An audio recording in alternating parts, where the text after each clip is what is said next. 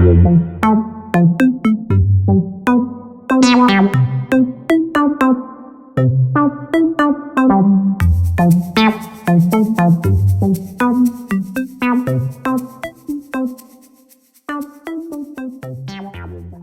going to first start with welcome. If you were heading for the Build the Era, Learn About DOT, you're in the right place. I'm going to turn it over to Laura DeVoe, and she's going to tell us, first of all, what Build the Era is, and then we'll get into the DOT piece. So we have Build the Era with Laura, and then the DOT experts, transportation people are myself, Jerome, and Jonathan. Go ahead, Thank Laura. you, guys. All right. Hey, folks, how is everybody doing? Okay. Oh, Selena's here. Exciting. Okay. So we have some familiar faces who are here, and we also have some folks who are new. My name is Laura DeVoe, and I am one of the advisory board members of Build the Era. And want to, first of all, thank you all for being here. We all know that our lives are overwhelming sometimes, and just knowing you have to take the time to do something in the evening is a little more than we can kind of pull together at times. So the fact that you're here and the fact that you've made this a priority means a lot to us. Build the Era is an opportunity for us to bring a grassroots movement of folks together who are excited about the Department of Transportation infrastructure, and really trying to kind of build off of the energy of the Pete Buttigieg campaign from 2020. If you are not a Team Pete person or weren't a Team Pete person, welcome. This isn't just a sit at the altar of Pete Buttigieg. That's not what this is about. This is because we all kind of feel that we have a lot of skills from the presidential campaign, especially around relational organizing, and really being able to tell our stories and why our stories actually impact why we believe in the things we believe in.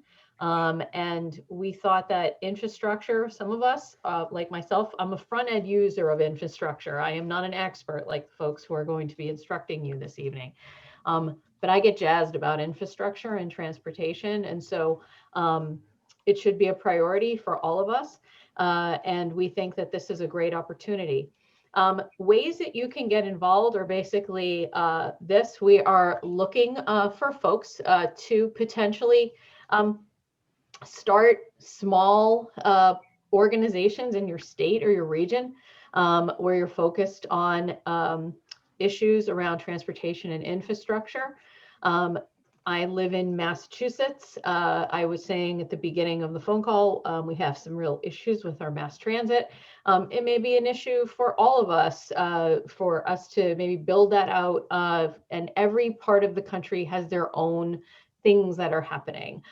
There's also things happening at a federal level. Last night, there was a bill introduced in the House around getting a cash incentive to buy electric hybrid bikes, a $1,500, and I'm all over this idea. I like a good incentive, okay? So there may be some things at the national level and some things at the regional level, but that being said, the other things we can do is you may be sitting here going, okay, part of the reason I'm here is I don't know a lot about transportation, so I don't really know what I can do. Well, there are 4 other parts of our organization in terms of team where we're looking for help. One is our operations. That's going to be to make sure that anyone who joins has access to our Slack, our email lists, all of our resources, et cetera, basically your human resources of the group. There's an education arm, which will be responsible for pulling together not only webinars, we have podcasts coming up and other opportunities for education, but also a place where we can house things online. So our state and regional organizations can go and get that information.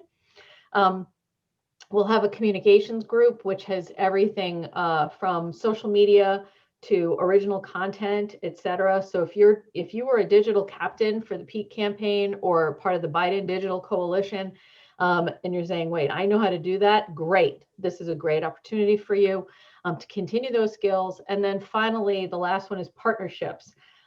We've already been reached out to us by several organizations where transportation, infrastructure, climate, things that are related to the work we're going to be doing and focusing on have reached out. And that way we can boost their signal, they can boost ours, and the more the merrier. So last thing I want to say is it's a big organization because the Department of Transportation is a big department.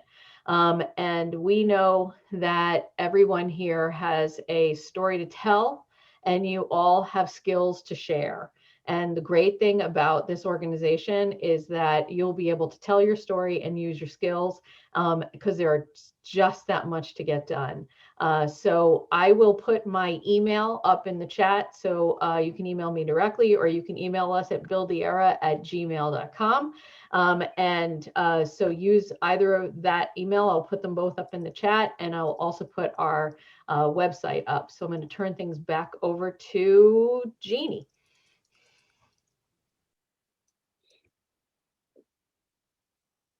Thanks, Laura. We're going to start with a poll, and we want to find out who you are. So while this poll is launching, Bill, great. Tell us a little bit about yourself. And these are the regions are tied to the FTA region. So tell us who you are, how you travel today. So the objectives of our meeting today, we're going to tell you a little bit about our transportation nerds. That's me, Jonathan, Jerome. And then we're going to give you a little bit of a history to learn from. So it's the history of transportation. And then why does transportation matter? Then just a brief understanding about what is under the purview of USDOT, what do they do and not do. And then we really want to talk about some unique challenges that USDOT faces and how we might, move the era, so to speak.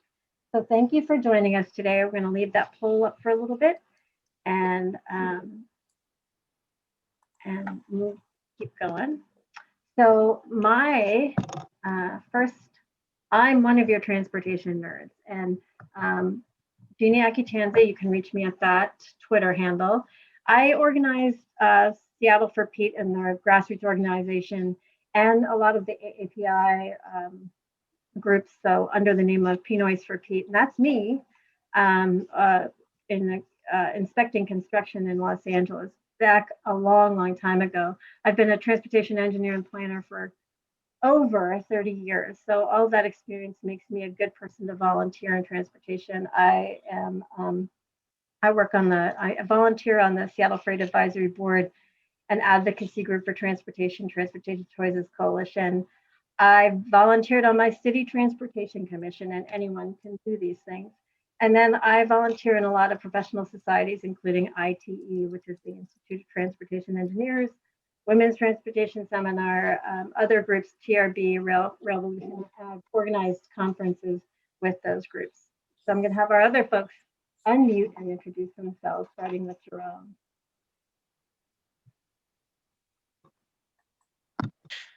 All right. Well, hello, everyone. My name is Jerome Horn, and I am another one of your transportation nerds.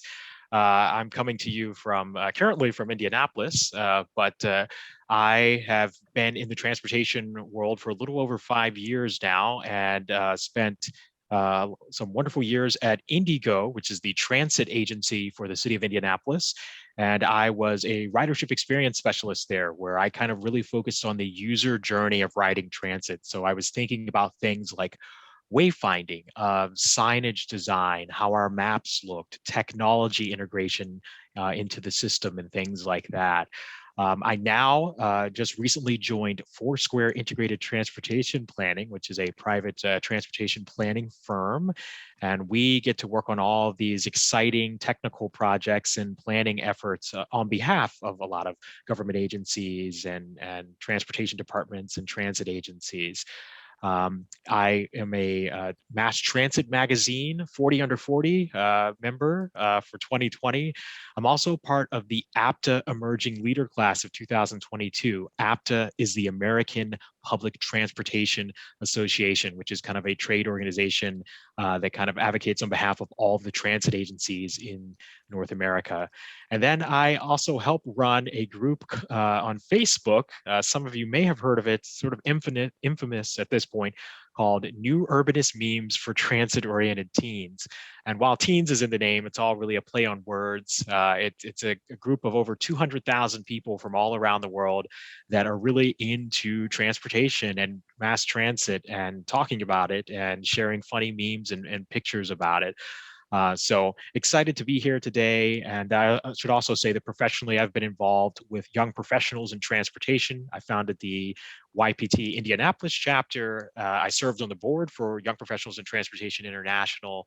And I just recently joined the Young Professionals in Transportation Baltimore chapter, where I'll be moving to in a few months. So excited to be here today. Thanks, Jerome. And now we have one here from Jonathan.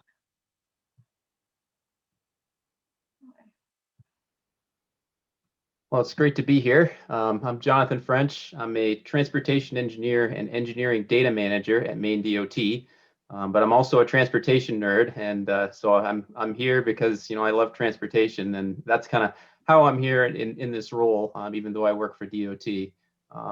But I started my career in design and construction, and after a few years, I wanted to focus on design. So that's kind of what I did for a number of years.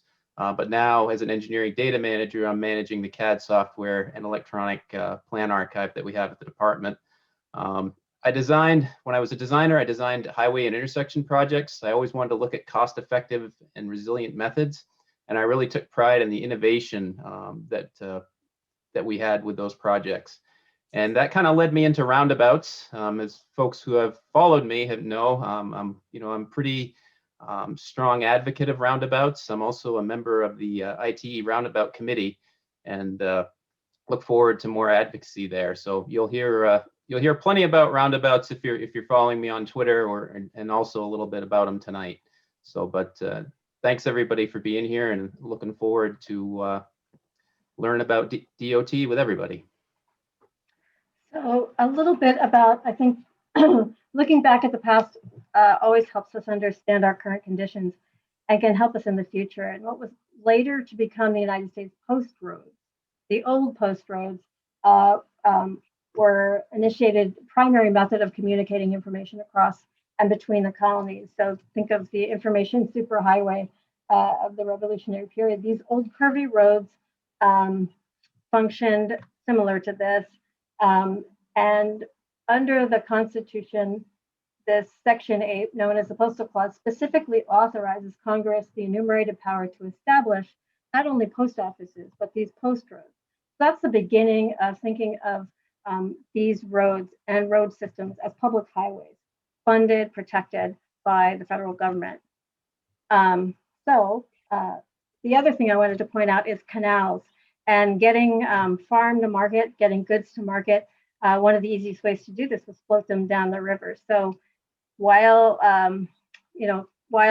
local agencies built canal systems, they also charged for them. So this is what was the start of our transportation system as becoming public and privately funded. And one of the benefits of the canal system was that it brought goods to market in a cost-effective way. So transportation systems have always had this influence on the economy, and just a little bit of why we might be getting where we are.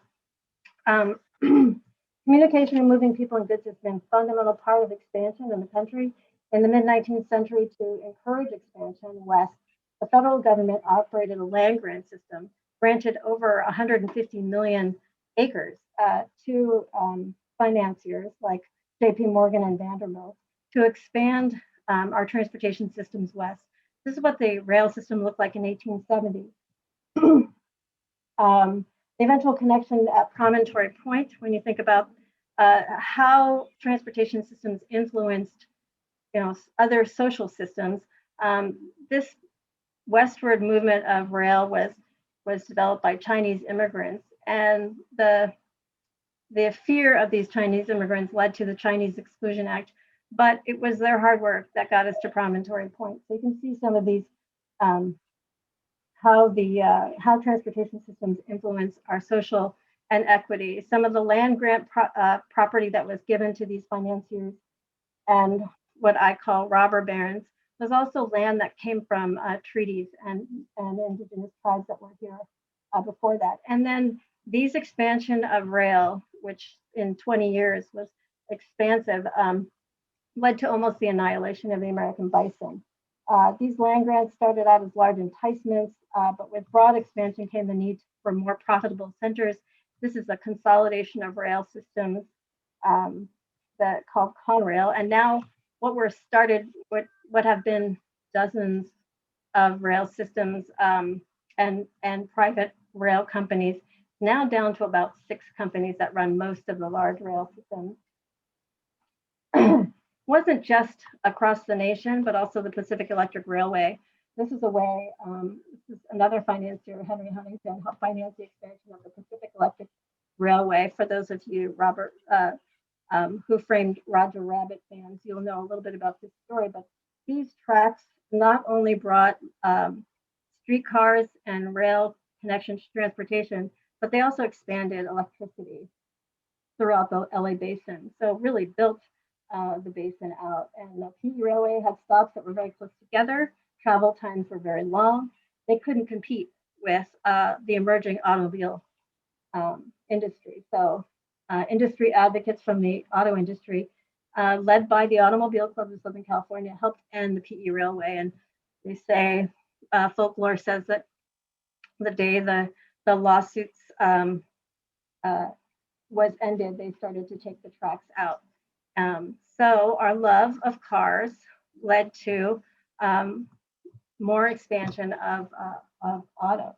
Post World War II and start of the end of World War II and the Cold War, nation moved toward independence, security, and prosperity. So in 1956, FHWA authorized the Dwight D. Eisenhower National System of Interstates. That's this map, and commonly known as the Interstate Highway System. At the time, the feds would support these interstates. So they, again, more enticement. They would fund some of these systems at 80% to build these rail systems, not so much today. Similarly, communities developed their own system of highways.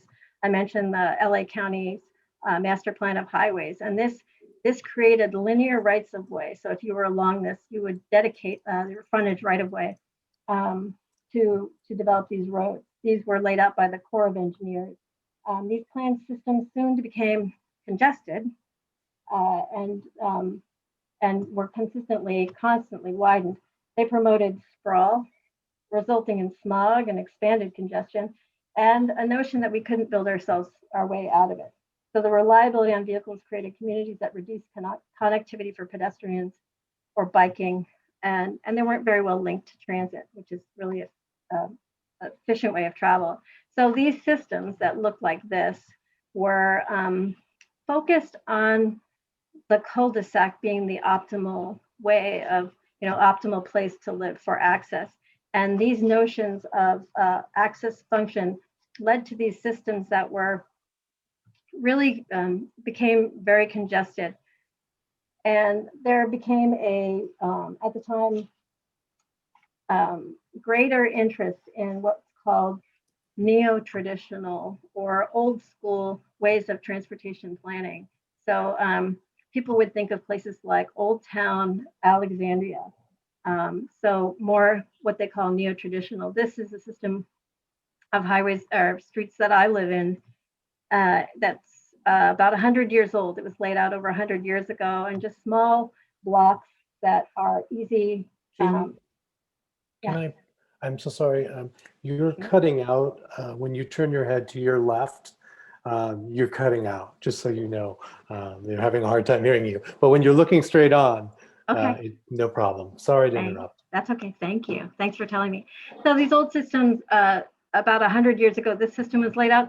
These were more connected. They were better for pedestrians and biking and overall communities that gave options for travel, which those other systems did not. This push toward neo-traditional town planning or more sustainable communities led to, during the Obama administration, what were called a sustainable partnership or livable communities between the Environmental Protection Agency, housing and urban development for building communities with the Department of Transportation. It was very innovative and looked at climate, and especially when they considered importing transit.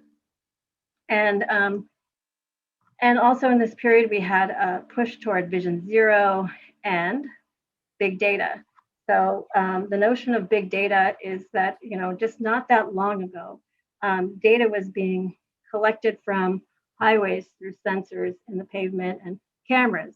But in the last 20 years or so, that data has, expanded exponentially through commercial vehicles that had GPS, your own vehicles that provide data, and then your phone. All of that information is anonymized, making sure that your privacy is protected. But this information is exploding and giving us a lot more information on how the transportation system is used. So in the last 4 years, USDOT hasn't done as much. The notion of that sustainable, livable communities kind of was put aside, but it didn't stop private and local agencies from moving some of these ideas forward. This is the notion of a mobility hub and kind of a vision for the future, which is more of a transit center, solar, lots of electric vehicles, shared bike use, microtransit, and a lot more climate resilient moving packages, etc. So some of those ideas have moved ahead, and with ideas like connected vehicles. Connected vehicles, there's a lot of research into connected vehicles and a lot of public and private pursuit of these kinds of technologies that will create a treasure trove of data and information, and also improve safety. Micromobility is you'll see companies rise and fall in the last 4 years, and that advent of big data is starting to give us really good information to address things like climate and social equity. This is a map of all the city bikes in Manhattan, but also the information we can get from that, garner from that, is economic and income and race. So we can start to see who's using the facilities and how are they using them. So that's a little bit of the history of transportation through the years. But what does that matter, right? The Biden-Harris administration has laid out 4 priorities: COVID-19, ending the pandemic, climate and racial, stemming climate impacts, racial equity, and of course, getting the economy moving. You can't do any of that without transportation. You need to connect people in vaccines and helping essential workers. If any of you follow Pete, you saw him thanking UPS drivers. They're the ones delivering the vaccines. Transit agencies are helping in rural areas by getting people to their appointments for vaccines, and also helping make the appointments for vaccines. So the vaccines wouldn't be moving without getting the shots in arms, wouldn't be happening without transportation. Stem climate change by moving transportation away from fossil fuels. You'll find out that fossil fuels are a big part of transportation is a big part of where fossil fuels come from, and stemming climate change is going to rely on us looking at different ways to travel, but also the different vehicles. So that's key to stemming climate change. And then restoring equity where transportation has impacted Black, brown, poor communities and the environment. And you saw some of that already, but transportation can also restore, and we'll show you some of those examples. And then move the economy. You're not going to move the economy forward without transportation. So let's talk to Jonathan about why transportation matters. Thanks, Jeannie. So one of the examples of transportation, really mattering in people's lives is the I-81 viaduct in Syracuse, New York. This viaduct was an example of how the interstate highway system, which improved mobility and opportunity for a lot of folks, it also discriminated against many, and it divided people and was really detrimental to a lot of communities, and especially those with Black and brown residents and residents of other ethnic backgrounds. To the left, you can see Syracuse in 1955, and the right is present day. Now, if you look at it, you can see the grid that exists of all the city streets with all the interconnected neighborhoods in 1955.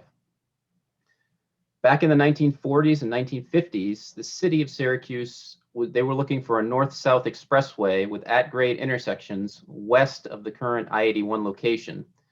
They planned to have a beltway surrounding the city. The state was willing to listen at that time because there was a lack of funds, and the city was going to pick up 50% of the land acquisition cost.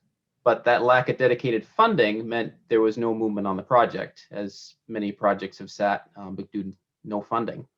When the interstate highway money became available as a result of the National Interstate and Defense of Highways Act of 1956, the state of New York could finally move forward and do what it wanted in spite of any city and resident objections. The location chosen by the state for I-81 instead was right through the 15th Ward, a largely diverse population, including predominantly Black residents and those of other ethnic backgrounds. You can see two pictures here, the street map prior to construction and over onto the left, and then on the right, what it looks like today again. And this was no arbitrary decision. The interstate highway system was going to be built on land that had the lowest property value. And due to discriminatory practices, redlining of the 1930s and 1940s, this is where Black and other minority residents were living. And as a result, 1,300 citizens were relocated from this area. Their homes were acquired and destroyed, but unfortunately, they could only relocate in the remaining neighborhoods right next to the highway because that redlining was still in place. And you can see how that corridor completely divides the 15th Ward in half. Another consequence of the state accepting the funding for the interstate is that all interstate highways had to be grade separated with no intersections. And this is predominantly because of the safety, less intersections, less crashes. However, if you note the words terminated, separated, and rerouted, control of access in this case means a lack of access and also a lack of mobility and opportunity for those that are under that control. So not only did Interstate 81 divide the city on a map, it effectively did so with a steel and concrete wall. You can see these photos in 1967 as the construction was occurring, how it cuts right through the middle of Syracuse and that division that's being created due to the construction of the highway. Residents living near the highway, including those that were originally displaced, are still living in poverty, but have also been suffering adverse health effects such as elevated lead levels and breathing problems due to the close proximity. Now, for over 50 years, the 1.4-mile highway has run through the heart of the city, but it's also reached the end of its useful life, so it needs to be replaced. The states looked at multiple alternatives, such as a new elevated highway, a tunnel, and also a community grid option, which would replace I-81 with a divided boulevard with street trees, separated bike lanes and sidewalks, on-street parking, and most importantly, at-grade intersections to connect the two parts of the city that have been divided. And this is more along the lines of the vision that the city had before I-81 was actually built. While there was an effort organized to keep the elevated highway for fear of losing businesses due to the loss of interstate travel, it's all going to be diverted to I-481 instead. The community grid option was that alternative that was ultimately selected by Federal Highway and New York State DOT in the NEPA process for a cost of nearly $2 billion. However, that cost is also the cheapest alternative available. Now, this whole project is a positive development for the city and the state because now you're connecting both sides back together of Syracuse. But there's still things to be mindful of, such as the land development and the footprint of the old highway. There's a lot of plans now, a lot of plans about redevelopment, bringing in businesses, bringing in new real estate. But this could cause, of course, gentrification of the residents who've been living there ever since the highway had been put in and they were relocated to those areas. Now, I'm also hoping through the public process, of course, I'd mentioned roundabouts. I think there's an opportunity here potentially for some roundabouts to be considered instead of the signalized intersections that are there. So we'll see what happens through the public process. But The whole project is supposed to break ground in 2022 after the public comment process is done with, and take about 5 years to build, providing again that funding is available.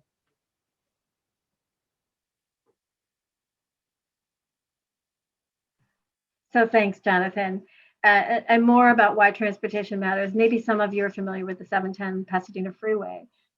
This link has long been planned, map from 1950s, and even in the 1980s, it was an important link and was still considered by Caltrans, the local highway department. State had owned many of the homes in the proposed right-of-way, but this is a very affluent community, South Pasadena. They fought the freeway, meaning the freeway and air pollution were pushed to other corridors.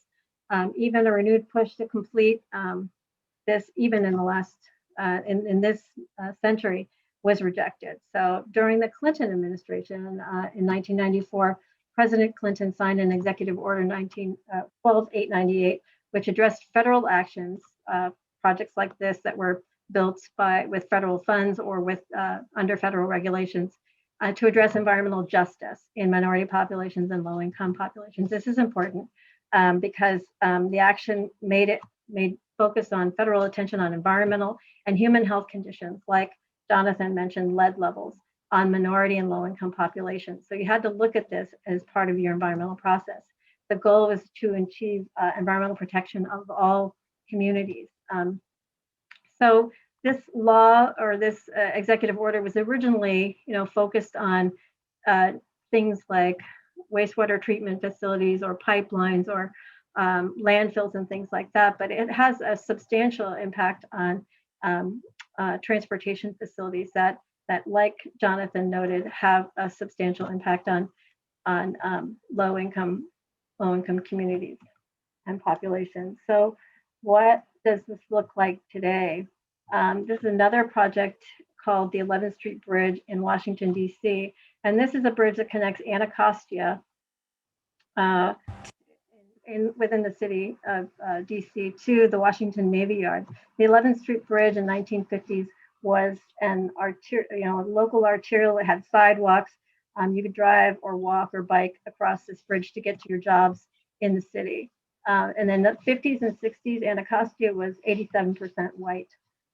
This is just post-war, but in the 1960s, they completed I-295, an interstate freeway through the Navy Yard. And what this did was it took away that local connection. Nobody could walk between these two neighborhoods. You couldn't ride your bike. And to drive your car was kind of circuitous to get to the jobs that were over here. As a result of that, by not long into the 90s, this community was largely an African American community. In 2012, as this facility reached its useful life as well, they replaced the freeway, but they used part of this right of way and part of the piers to restore those local connections for local access. So I would consider this restorative connection a really important connection. As you can see right now, the new connection has sidewalks for bicyclists, and it has these beautiful connections. And after viewing the High Line in New York City, some of you might be familiar with that, the city is now looking at creating a public plaza and a gathering space that would be a real boon to this community, restoring some of those connections and access. So I'm going to turn it over to Jerome. Thanks, Jeannie. So let's talk a little bit about public transit and other modes of transportation. So, when it comes to transit, sometimes it's, pitted as a big city issue, but, transit exists all across the country. There are actually hundreds of small rural transit agencies and tribal transit agencies as well that provide service to folks all around the nation. But for a lot of people, deciding how you're going to move about the environment, it's a personal choice. And a lot of people are making choices that are the most convenient for them. And for the vast majority of Americans, that is to drive. Driving is perceived to be cheap and easy. And for a lot of people, that may be the only realistic option, even if they did want to take transit or bike or walk. Where they live may not be conducive to allowing them to do that. If there aren't safe sidewalks, if there aren't protected bike lanes, or transit service doesn't exist, or if the transit service does exist, maybe it's not that reliable, or maybe buses don't run as frequently. So that is definitely a big challenge and something that we're facing. And that is why the majority of Americans tend to drive alone and drive in what we call single occupancy vehicles, or SOVs, where, your car has capacity probably to fit, 4 to 7 people, but the majority of the time there's only one person in that vehicle. However, different modes of transportation can serve different trips. Sometimes depending on where you're going, if you have the option to walk, you might decide to walk if you're only going, half a mile or a mile down the road. Or you might be able to bike if you're just going to a local park or somewhere else like that. But it really just depends on where you live and what options are available to you. But one of the things that we're excited about with this new administration is that there is going to be this focus on multimodalism, or in other words, really thinking about how do we give more people more options to get around, and give people real choices and create access with different choices. But for some, traveling will still be challenging depending on their built environment and where they live.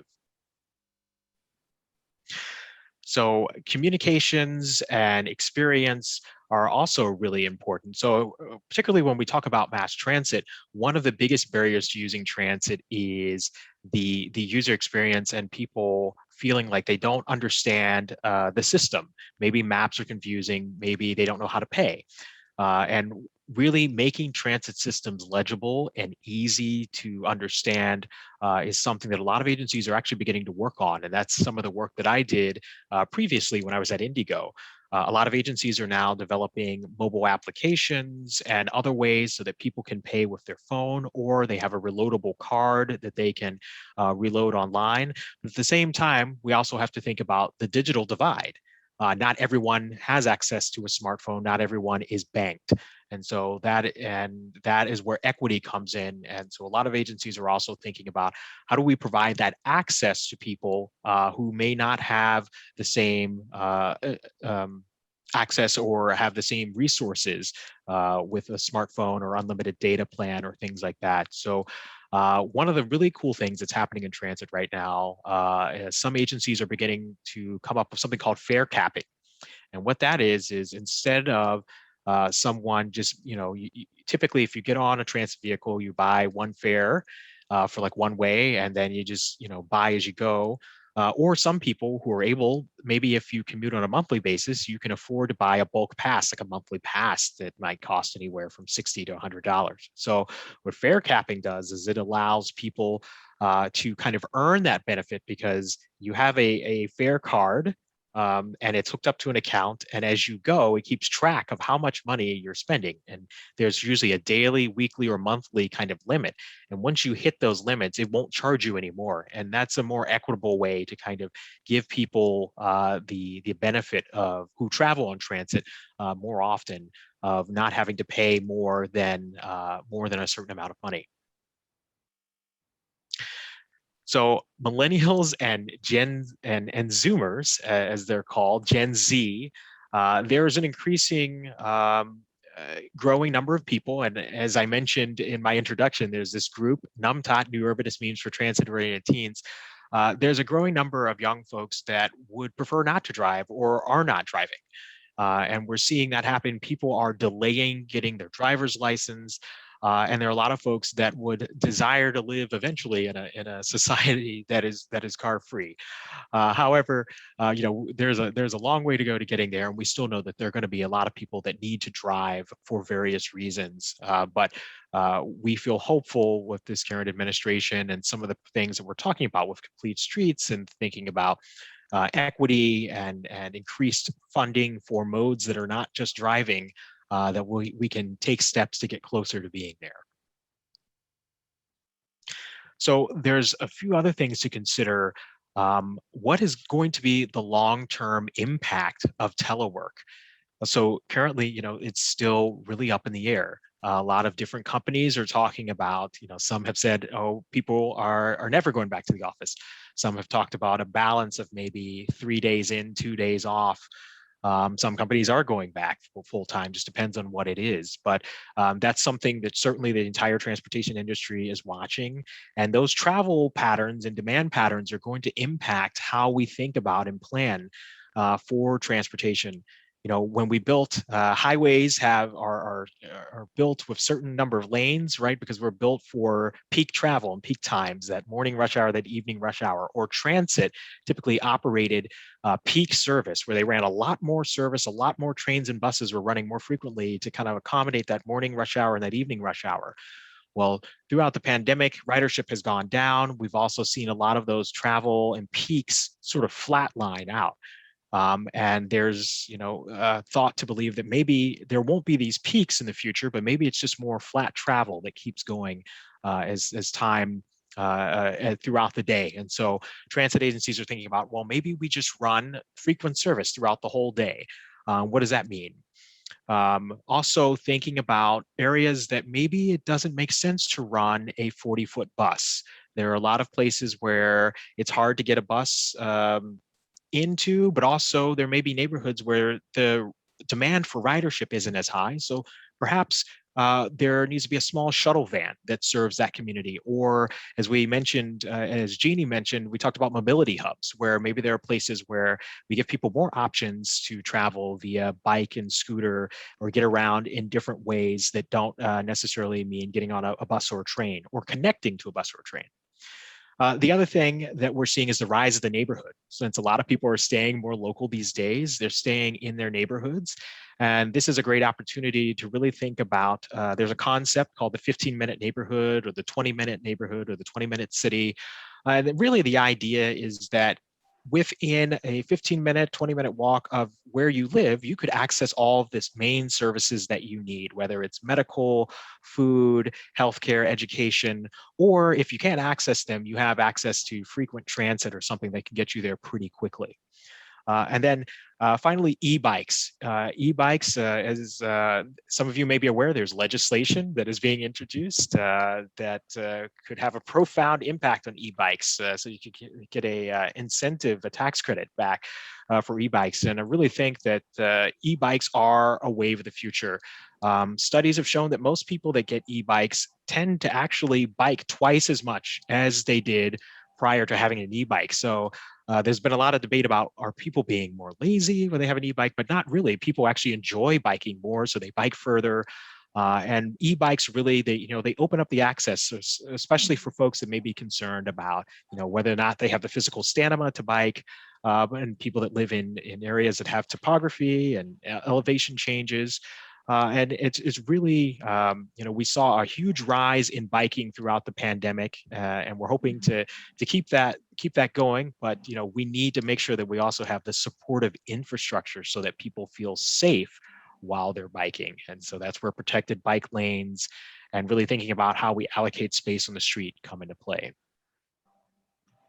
Thank you. Yes, and in a hilly place like Seattle, e-bikes are critical and important. So the other thing we wanted to go over is what does USDOT do? And more importantly, what do they not do? So one of the things, they partially fund infrastructure through grants. They provide directions and guidance, a lot of regulations, environmental protection around labor, safety, and justice. But some of the things they don't do, and I call those carrots and sticks, encouraging people to do stuff and also pushing people to do stuff. That I like more carrots than sticks personally. But what does the USDOT not do? They don't plan and prioritize. They don't implement or build, and they don't manage and maintain. That's done by the local agencies, either your state DOT, cities, local transit agencies, the airports, tribal organizations and governments. So that's what they do not do. But those are the things that you might care the most about. Who creates the bike plan? What does the USDOT do? Like I mentioned, they fund things. So they are offering these infra and build grants. They oversee ADA for the Department of Justice, so making sure our infrastructure is accessible for those with disabilities. They implement and oversee environmental regulations, the Endangered Species Act in our state. We are very cognizant and cautious about salmon, and it has, through lawsuits, it has upended infrastructure in that we have to make sure that salmon can get to, and our streams are open so that we can get salmon to our endangered orca. Environmental justice, I mentioned the Clean Air Act. Buy American, you heard Joe Biden say we're going to expand Buy American. They already have some provisions, they want to do more. Promoting small minority women-owned businesses, a lot of that's done voluntarily. Monitoring research and monitoring and funding research and technology. That's some of the stuff that they do really great. What can they do better? Improving climate resilience. Jerome mentioned multimodalism. That's really important. Transit, electric vehicles, and making sure that we can do these things on public-private partnership that are beneficial to the American public. Streamlining regulatory and permitting processes. If you watched Pete Buttigieg's hearings for his Senate hearings, they mentioned regulatory and permitting processes. Jonathan mentioned, it takes years to get some of these environmental documents completed, and that's something that maybe we could do a better job on. I mentioned restorative justice. Can we reconnect communities in ways that are healthy and better for them? Can we create these public-private initiatives over data, big data, and electric vehicles that are beneficial to Americans and the public? Expand and promotion of minority-owned businesses. Pete, in his early presidential race, mentioned a lot of expanding set-asides for especially Black businesses. And then safety analysis and Vision Zero, and I hope people care about that too. What else does the DOT do? They do a lot of coordination, but it's all in partnership with their agency PACs. And I call them PACs. They're not necessarily PACs, but AASHTO is the American Association of State Highway Transportation Officials. They write a lot of documents and a lot of guidance, but they also are an agency, a conglomeration of all the state highway, state DOTs. All the state DOTs collectively work in this AASHTO organization and work directly with Federal Highway Administration. Same with APTA, American Public Transportation Association. Most of the transits belong to that in North America, as Jerome mentioned, but in the United States. And they work directly with FTA in setting guidance and regulations and negotiating some of these things. And a somewhat newer organization, NACTO, is large cities. While AASHTO thinks about these big urban issues of big highways, a lot of people live in the cities, and their issues and transportation realities are a little different. They are dealing with a lot more people, heads, bikes, scooters in smaller spaces with a lot more traffic signals. So their issues are slightly different, and they are another agency partnership. And then ports, metropolitan planning organizations. So there's a lot of hands in this transportation pie. We wanted to talk about some of the big US DOT challenges, and Jonathan's gonna talk about some of these, but how to change the way we pay. And you may have been aware that the the gas taxes that we use, that's all dependent on fossil fuels, and that pays for a lot of the most of the highway transportation, surface transportation projects. That's not the way to go. It's a dying source of money because it's tied to fossil fuel, and it's declining, and it's not fair. And you'll hear more about that. Reducing traffic transportation related fatalities.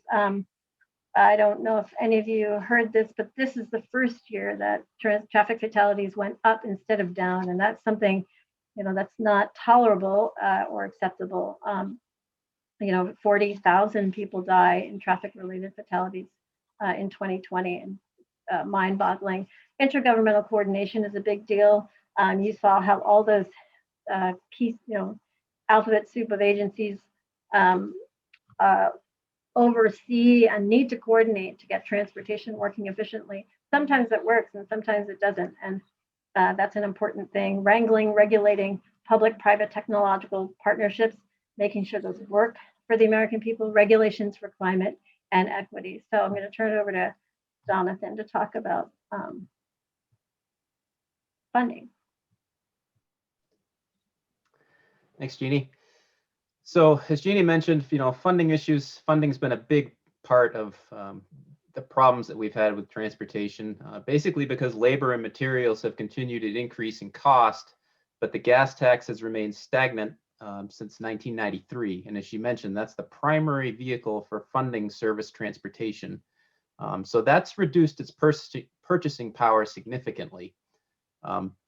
We've also fallen behind other developed countries on how much we actually tax gasoline.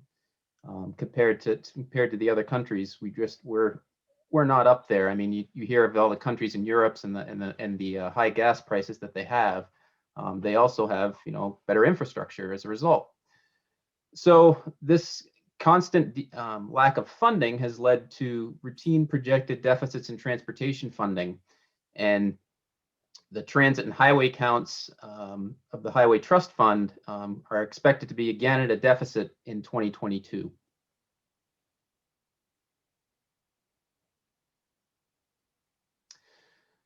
So as Jeannie mentioned, that gas tax really it funds the Highway Trust Fund, and it basically was established to fund the interstate highway system. That was the primary reason for it. And it's kind of grown to expand all surface transportation and transit.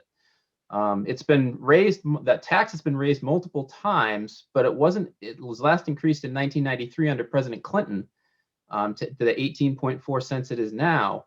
But the reason for the increase wasn't actually funding transportation. It was to pay off the federal deficit. So in 1997, when the deficit was reduced enough, lawmakers decided to finally direct that back to the trust fund, and that's where it stayed ever since, at that 18.4 cents. Now, states have found that they've had to take action themselves for funding because the federal government hasn't stepped up. So they've raised their state gas taxes, and you can see that Pennsylvania, California, and Washington all have taxes that are now more double the federal tax. And then you have our Alaska, Hawaii, and Virginia, who are all lower than the federal rate. Now, the gas tax has equity problems as it rewards drivers who have newer and more fuel efficient or hybrid vehicles or seek alternate modes of transportation. And it's punitive for those who have older vehicles and also rural users who can't really use another method other than a personal vehicle for travel. And the gas tax, it's clearly obsolete, and worse, gasoline consumption's dropping, and it's only going to continue to drop as the fuel efficiency of vehicles increase, and especially when electric vehicles hit the highways. So this move to protect our climate is now in direct odds with our ability to fund transportation. So there's really no surprise that President Biden or Congress have any appetite for raising the gas tax. It's always controversial, a majority of voters oppose it, and it's not a permanent solution to transportation funding. However, we still need to pay for transportation, especially if we're going to have a massive surface transportation bill in the trillions of dollars. And there's been a bipartisan call now that some of that has to be paid for. So how do we do it? User fees based on vehicle miles traveled, they do have some bipartisan support. The Postal Service is actually going to look at potentially testing the model with their new vehicles that are much more efficient or are going to be actually electric vehicles. But there are still concerns around fairness for low-income users and privacy concerns for the location data that's collected. And VMT it's going to be many years before those user fees are implemented, so they really can't fund anything right now that's going to be in the next surface transportation bill. But they do have the most support to actually replace the gas tax in the long run. Now, corporate tax reform and a wealth tax could be used to fund transportation, but this, as you've probably heard today, Leader McConnell came out and said he has no interest in doing any tax increases to fund transportation. So the only way this passes is through budget reconciliation. And really right now, the two sides want to try to get something done that's bipartisan because everybody sees infrastructure as their best chance to actually work together. So they're hoping they don't have to go that route. Now, they can also go with deficit spending. Interest rates are low. Investing in transportation really provides the most immediate and positive return on investment as any expense that Congress could make. However, again, Congress isn't going to be looking to do this right away because of all the COVID relief spending that was just put out. So really, infrastructure is going to be the biggest battle right now, and it's needed a resolution for decades. Congress has really chosen to just bail out the Highway Trust Fund over and over again since 2008, rather than pursue this lasting funding reform. So this is really the opportunity to come up with a solution. So as Jeanne mentioned, traffic fatalities are another big issue. You've probably heard a lot about, safety and these fatalities. And even though our rate's been declining since the 1970s, the US is still far behind our counterparts in Europe when it comes to the deaths on our highways. Now, Vision Zero is the response to these deaths, and it's simply put the idea of having zero user highway deaths by 2050.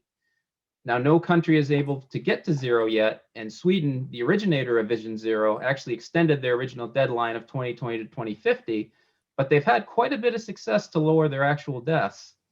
So is Vision Zero actually possible? Well, the only reason we actually find out is if we have a centralized effort in this country to get there.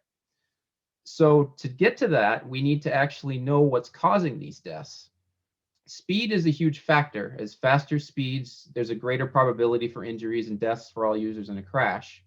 And we also still have issues with drunk driving and narcotic use in this country.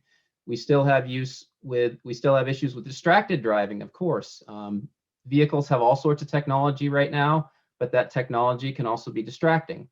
And over 3,000 lives in 2019 were lost due to distracted driving. Design is also an issue. The prior thought for our highways was, mobility of vehicles had priority, and then we would accommodate the other users. So we need to ask, is a 5-foot paved shoulder on a 50-mile-an-hour highway enough for a cyclist or a pedestrian to keep them safe? Are bike lanes or shared lanes sufficient for safety in an urban setting? So we'll have to ask ourselves this stuff in our design standards. And pedestrians and cyclists themselves, accommodation may not be enough, because we've had over 6,500 pedestrian deaths and 800 cyclist deaths in 2019 alone. So we've got to do better than 2020, as Jeanne mentioned, because building back better does not necessarily mean that our roads are going to automatically be safer if we try to build our way out of our current situation. Traffic fatalities increased by 8% from 2019, even though our total vehicle miles traveled dropped by 10.3%. So in this case, congestion has actually made our roads safer because it's lowered those speeds, among other unintended consequences. So how do we reduce injuries and fatalities? Well, the first thing everybody says is, well, let's lower the speed limit. But lowering the speed limit doesn't actually guarantee compliance. So engineers actually may need to use design to physically design things that will actually lower those speeds in addition to the posted speed limit. We can also reduce conflict points. Conflict points are where potential vehicle movements can cause crashes to occur. You can see in this example, you see the difference between a four-way intersection and a roundabout. Four-way intersections have 32 conflict points, while a single-lane roundabout only has 8. So just by implementing that geometry, the roundabout reduces that probability of crashes. They also eliminate the possibility for T-bone collisions that usually result in injuries, and that's replaced with angle or sideswipe crashes instead, reducing that injury probability. Roundabouts are also designed to move traffic at slower speeds than a signalized intersection with a green signal, and that also increases their safety. Road diets are also, Pete actually had talked about that a little bit, had also reduced conflict points because a two-way left turn lane for use, you only need to turn over one opposing lane instead of two in a 4-lane divided highway. And finally, for bikes and pedestrians, the word, as I've mentioned, accommodation has been used in the past when to really get to that true Vision Zero scenario for all users, bikes and peds, they need to be equal users of the highway or street. And therefore, we should integrate them and their safety into the design, as you can see from this illustration. This is a street in Redmond, Washington. Note how all users of the street seem to have equal consideration in that design. You see the wide sidewalks, the separated bike lanes, street trees, lighting, and on-street parking. And that integration actually leads to lower vehicle speeds due to the physical appearance, that visual narrowing of the street that causes lower speeds. And as Jeannie mentioned, there's also a bunch of technology in our vehicles. We now have rear view cameras. We have blind spot cameras, pre-collision assist, lane departure warnings, and even emergency tracking services that allow quick response from first responders. Now with connected vehicles, we have vehicle to vehicle and vehicle to infrastructure. Now that not only optimizes travel, but it also gives advanced warning of hazards, so either a driver can react quicker or the vehicle automatically can react quicker if the driver can't. Autonomous vehicles potentially could remove driver error completely. And right now, there are actually 6 levels of automation, but there's no level 5. Level 4, which is a high automation. Level 5 is actually full automation, but level 4, high automation, selected in selected areas, that's actually been tested. The other levels are level 0, which is no automation at all. Level 1, which is called driver assistance, and think of that as like adaptive cruise control. Level 2 is a partial automation where the car can steer, accelerate, and brake. Level 3 is conditional, where the car manages most aspects but prompts for driver intervention, and the driver must actually be available at all times. So we're not in the autonomous vehicle world yet, although we're rapidly getting there. And this provides opportunity for young, aging, and disabled users as well, because this now gives them the ability for safe travel. And automated deliveries, taxi service, and TNC, otherwise known as rideshare, this allows, for example, users to not have to worry about parking spaces in mass transit situations. And for all of these groups, it removes that human element and potentially poor decisions, which could lead to crashes. And I'll turn it back over to Jeannie. Thank you. I mentioned partnerships are also a challenge. One thing to understand is state and local agencies spend a lot of money on transportation. You might have thought the federal government was the one that was spending the most. You saw the gas taxes, but it's really the state and local agencies that are spending the most for not only building, but maintaining the infrastructure that you use every day. How challenging is this? This is a project, this is a connected vehicle freight project in Wyoming. And you'll just see the partnerships here. There's the Wyoming DOT, the US DOT is partnered in this, and 2 academic organizations, Gonzaga University, University of Wyoming. And they're doing research on safety of freight on long haul routes through connected vehicles. And you can also see that there's a lot of partnership with private companies. So everybody has a hand in this, but this is the way we're going to advance some of this technology. And then this is a charter of, I don't know if you see it, but this is just an example of 3 transit agencies operating in downtown Seattle and 2, a state agency and the city agency. And remember that city is run with a mayor, and all of these agencies have administrations that turn over and also have different priorities. I think we've experienced it in the last 12 years or 16 years, how administrations change and their priorities change. This was a charter I developed for downtown Seattle, and just to say, hey, just let's live with the vision that over the next 10 years during construction, Seattle residents are going to rely on mass transit to get people in and out of the city, because we know that there's going to be a lot of construction. And then climate, 2020 was the warmest year on record. We know that climate change is important. It's great to have an administration that really embraces that. I was in a meeting today, and 2018 for the United States, transportation was 28% of the greenhouse gas emissions. Where I live, we are lucky to have our power, electricity and industry powered by hydropower, that dams that have their own challenges. So in the city of Seattle, they expect this transportation is like 60% of the greenhouse gas emissions in the city. Anyway, it's a big part of the climate challenge that we need to address. And then, the electric vehicle infrastructure, this West Coast Electric Highway was something that they were working on, for a decade ago. And so we're hoping to see this move ahead so that if you have an electric vehicle, you have somewhere to charge it. And then the last big topic is regulating for equity. All that big data, it's going to give us a lot of information that helps us with environmental justice, tells us who's using the facilities, not the specific users, but communities that have certain income levels. We'll get a much better picture.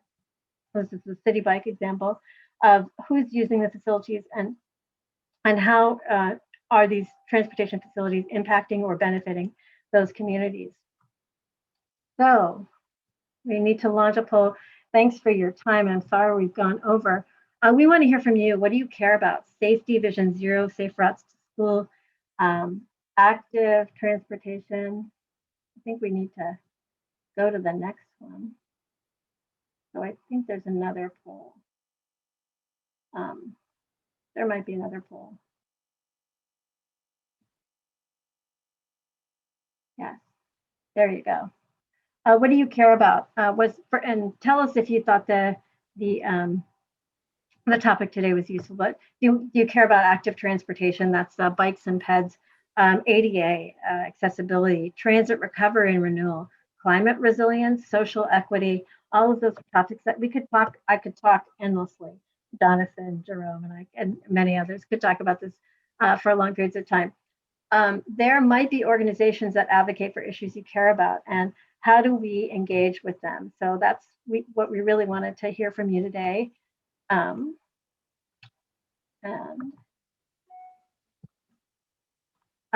a little bit of homework for you too. Learn for yourselves. Learn who provides transportation in your community. Not just the projects, but the plans. It makes headline news when they remove the Alaskan Way Viaduct, but was this project as part of a long-term plan, the longer-term 20-year plan of bike routes? And then what projects is your community talking about, and how are they going to impact you or the community? What's your funding cycle? Most states have a 2-year funding cycle where they fund things on a biennial process. And then who's your leading transport legislators? There's usually a Senate Transportation Committee that oversees transportation funding. Find out who that is, and I bet they'd be surprised to hear from you because they probably don't get a lot of mail. And then the graph of the day, just this one, that 28% of the greenhouse gas comes from transportation, trains, planes, boats that are heavily dependent on fossil fuels. And we're working on all of that, but our climate future is really based on transportation. Some homework, send us some questions, comments in the chat. Learn about, we'll send another DOT date, but we'd like to hear first from you what you're interested in. Visit Build the Air for notes and resources, and we'll have this posted. And then, we talked about a day of action with T for America, Transportation for America. They are, they have kits, and we can arm you to get in touch with your legislators state by state to talk about some of these transportation issues, whether it's Vision Zero or other things. And then next sessions, we'll talk more about those DOT challenges and maybe about those actions. And that's all she wrote. Bill, is there anything in chat that we should talk about before we? Yeah, there actually were a couple of things, and this might be a good question for all of you. First of all, several of you have asked in varying ways, like, okay, this is all really interesting. How will, what do I do? And so I think, just to assure you all, that is part and parcel to why we exist. And, stay in touch, get your application filled out today, make sure, because we are going to be taking deeper dives and talking about what you can do in your neighborhood. But one of the questions that came up a couple of times is, some of these projects are very long term in their planning. What happens to current plans that are on the books that are most likely already outdated? Can they be halted? And I know there's a good example out of Texas that Pete actually has had his imprint on. Do you want to talk about that? I don't know the specifics of it. I'll hand it over to Jonathan in a second. I know that these transportation plans themselves go through a cycle as well, and they're aligned with funding. 6 years is the longest period of time for projects, but they have a lot of touches. So one is when they develop the plan, and that should have a public process. And then when these projects start to hit the regulatory process through the environmental process, if it's a highway, state highway, it's going to go through FHWA and the NEPA process. And that's when you should definitely get aligned. I think a really important thing for people to wrap their brains around is what's the purpose and need? And does that purpose and need, is it still relevant? Is it still justified? So I'll turn it over to Jonathan.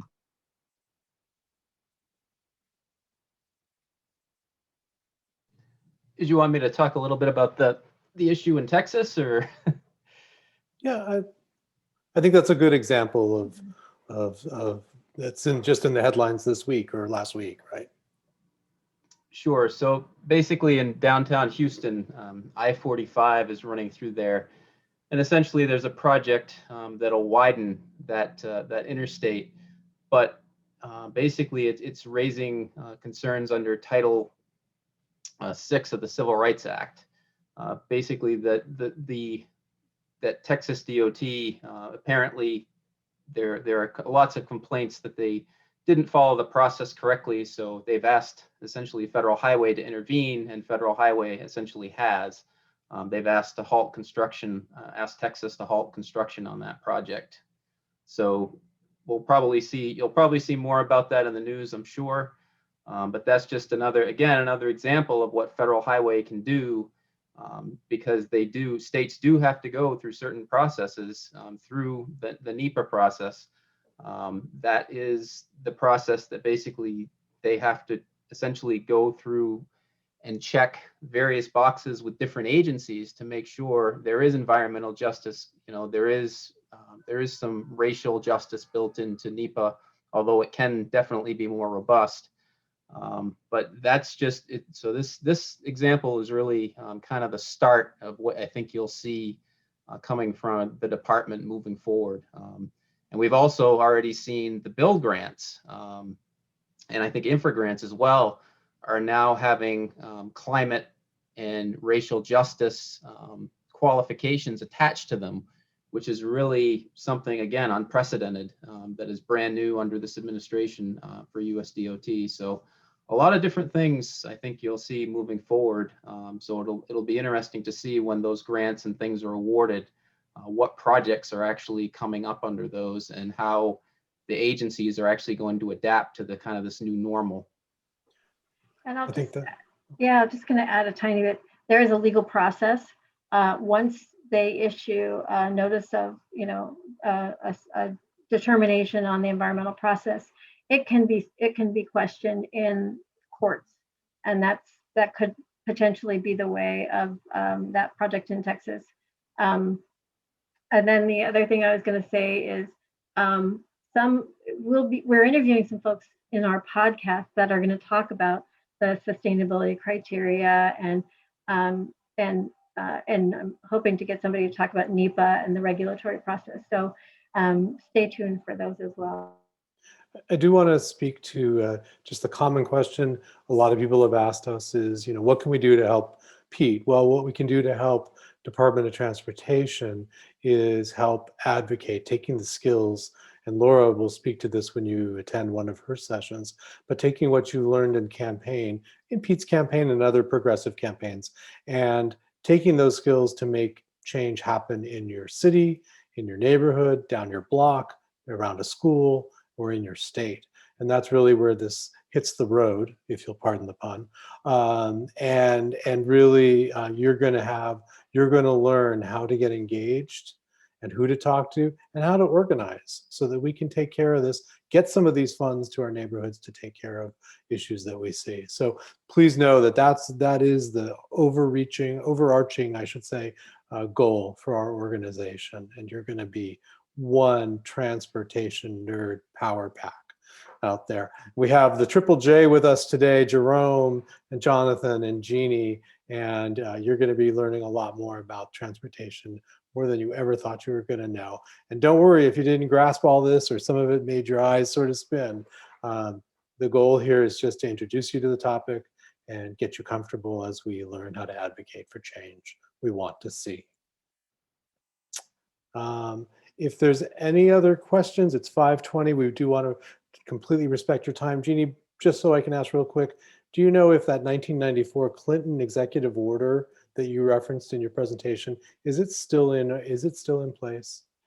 Yeah, it actually, I think I'll do a little bit of research on it, but I think it's now part of the, it's part of NEPA. So it's asked in every environmental process. You have to address environmental justice. And if you're disproportionately impacting low income or minority neighborhoods or communities. Okay, thank you. Well, I know everybody here is really appreciative of you folks. And Laura, can I call on you to take us out? Do you have anything you'd like to share as far as our organization? Sure. So I want to, again, the Triple J situation here is we are absolutely blessed to have people who know what the hell they're talking about as part of our organization. So very impressive. Thank you so much. This Thursday at 8 o'clock Eastern Daylight Time will be our third membership activation session, where it goes into a bit more detail about what we're all about, what you can do to get organized, and how you can think about contributing. More sessions will be coming up, not only about transportation, but also about how to activate and how to be most useful in your community. One of the things we need to keep in mind is, and I say this in the membership activation session, is this isn't a political race where there's a beginning, middle, and end. This is activism. This is advocacy. And there is not necessarily an end to it. Okay. The rules shift, the goalposts move. Sometimes the goals change a little bit depending on what's going on. You know, the idea of moving climate and equity into the priorities of the Department of Transportation are maybe a little new since the new Secretary of Transportation. So, oh, yes, you get this advocating in your coffin. Yes, thank you, Megan. As Jerry Seinfeld once said, you know, we're always looking for the perfect box, and we finally find the perfect box when you die. All your friends come over to help you with the move. Okay, anyway, so that being said, but there are going to be ways to make sure that you have not only the education about transportation, but you have the education about what it means to get the job done in your state and in your localities and in your region and nationally. So one of the things that we feel really, really passionately about is we need to make sure you all have tools. And those tools will be things that we're continuously adding. And if you have skills and tools that you think would be helpful, please let us know. And so we did put up in the chat, I'm going to ask Julie to do it again because I can't talk and write at the same time. There is a function on the website to join. If you have not filled it out, please do so. If you can't remember if you filled it out, easy to figure out because once you click on that, it's a smart link. So if you have filled it out, you can't fill it out twice. So it's right there, okay? And thank you to Bill, who has got that NPR voice, and it's very soothing and lovely, and love that. And it's another reason we keep Bill around. Not only is he a amazing human, but he calms me down, which believe me, I need. All right. So thank you. My pleasure. Well, thank you, folks. Again, we will post this recording up on our YouTube channel. Speaking of the socials, don't forget, follow us wherever you think we might be, because Julie has us everywhere, from the Facebooks to the Twitters, to the Instagrams, to the TikToks, to the YouTubes, to I think the Twitch. You know, I'm doing my old man thing by putting the word "the" in front of it. Anyway, but do follow us. Do share out. Part of what you learned in Pete's campaign, it's easy to be on this campaign, this team, because part of your work is, part of the ask is just to reshare with your friends. Remember, If you start to get engaged on a topic in your city, you could influence that, because then you get friends that will help to change that road or build that bridge or change that bus line back to getting Sunday service that's so important for hourly workers, things like that. The list is on and on. But it is late for you on the East Coast, approaching 8:30. We thank you for joining us. We thank you for joining the group, and we look forward to working with you. Have a wonderful evening.